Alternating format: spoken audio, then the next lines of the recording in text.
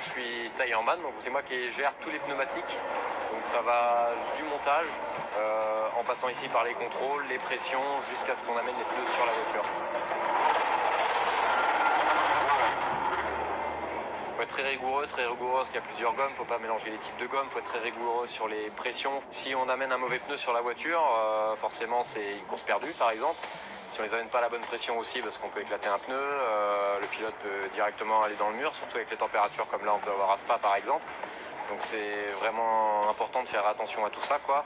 De respecter le règlement également via les RFID qu'il y a dans les pneus, de s'assurer que les pneus soient bien les bons pneus dédiés pour rouler sur le circuit.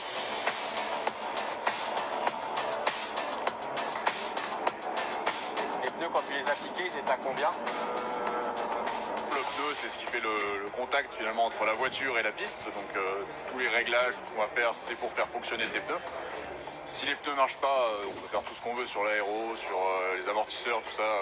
Ça ne se retranscrira pas sur la performance. C'est un peu sombre par rapport à d'autres choses. Voilà, on sait à peu près bien prédire comment ça va se passer. Sur le pneu, c'est un peu plus abstrait comme science. Ouais. Quand on avait besoin au milieu,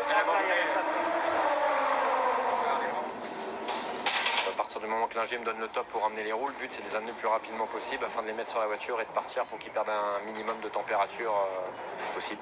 Ouais, j'ai un peu peine à chauffer. Ouais.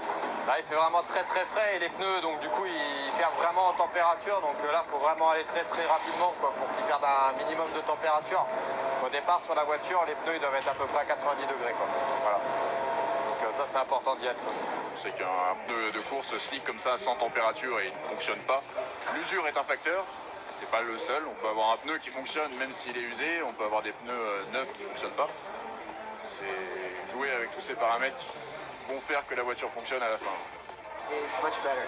Also between my first stint and the second stint it's better. Again, it's always better. Beaucoup de communication avec les ingénieurs, effectivement, parce que ceux qui nous communiquent, eux, ils ont la télémétrie en temps réel, donc ils voient les pressions, les températures. Après la télémétrie, ils savent tout de suite s'il y a un pneu qui va pas, il va me dire de rajuster les autres pour le prochain stint.